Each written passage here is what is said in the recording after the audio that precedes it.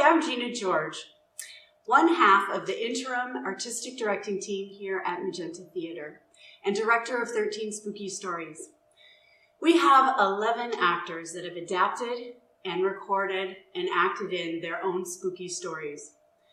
They're amazing. So please, if you can, and you enjoy watching them as much as we enjoyed filming them, please give a little donation so we can continue to bring you some fun content. These stories are appropriate for kids about 10 and older, but please, if you think that they can't handle it, review it yourself first. So sit back, relax, and enjoy 13 Spooky Stories.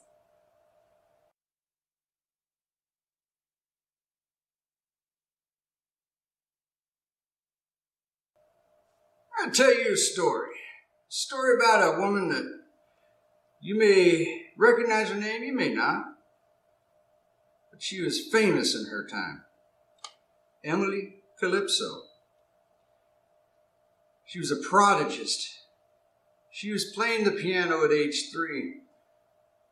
Fantastic young lady. By the time she was a teenager, she was packing concert houses across the world. People could not get enough of listening to her. Life is cruel. And by the time she was in her early 20s, her body was succumbing to arthritis. The pain was overwhelming.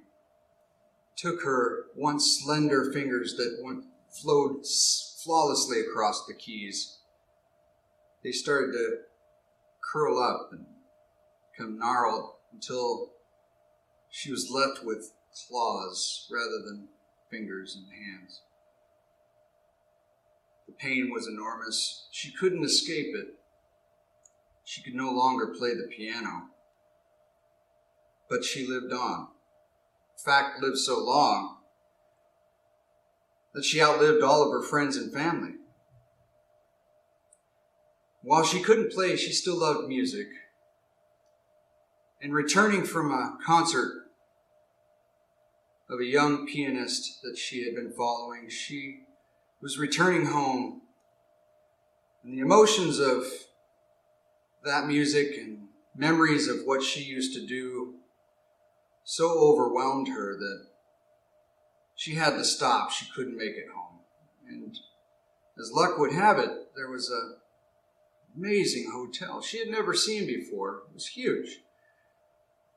And clearly it had once been beautiful, but now it was very run down. In fact, she wasn't sure if it was even open, but she stopped anyway. She went in the lobby and there was a man at the counter, very run down, much like the hotel itself, dirty, smelly. Probably the most striking thing she noticed about him was the fact that he had no teeth. But he was nice, gave her a key to the room, and as she was headed there, he called out to her. She turned back and he gave her a wink and said, "Enjoy your stay." And she made it to her room. She was in a lot of pain, took some pain pills, and laid down on a bed that was much more comfortable than it looked. She immediately fell asleep.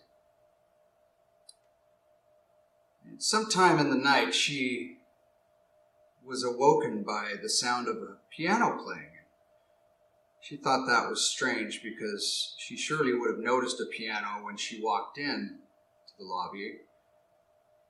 But she was curious. As she sat up, she realized she wasn't dreaming. She could still hear the music, so she got out of bed and went down to the lobby to see where the music was coming from.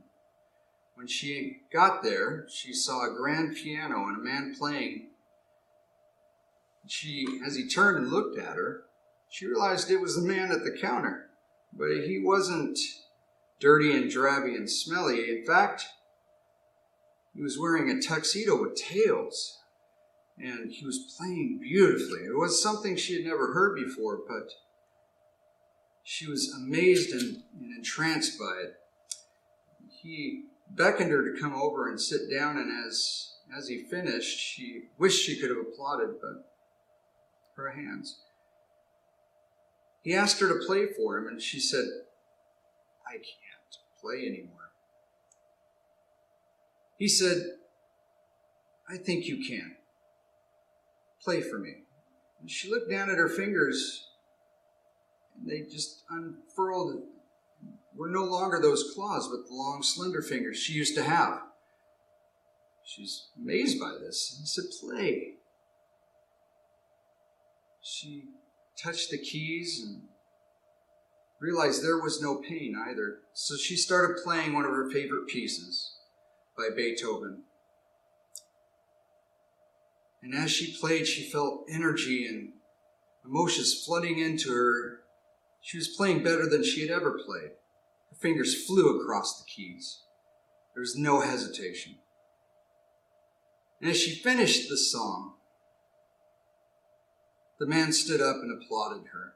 And she looked at him and realized he looked much younger than he did before. And he handed her some sheet music and asked, "Play this for me." She looked at the music and it's something she had never seen before. So complicated, it seemed no one would be able to play this piece. He said, "Play it." She took a deep breath and started playing. It was a complicated piece, but as she played, she felt so energized as she was playing more and more flawlessly, and the happiness and energy. It was beautiful music, and she realized she didn't need to look at the sheet music anymore. She just knew it by heart. And as she played, she noticed the room was getting brighter, and as she glanced around, she started seeing people, and they weren't just people, they were her friends and family that she had lost so long ago. They were all standing there around her. They were all so happy and encouraging her. And she played with even more energy, and emotions welled up in her. She was crying. She was so happy. And indeed, at the moment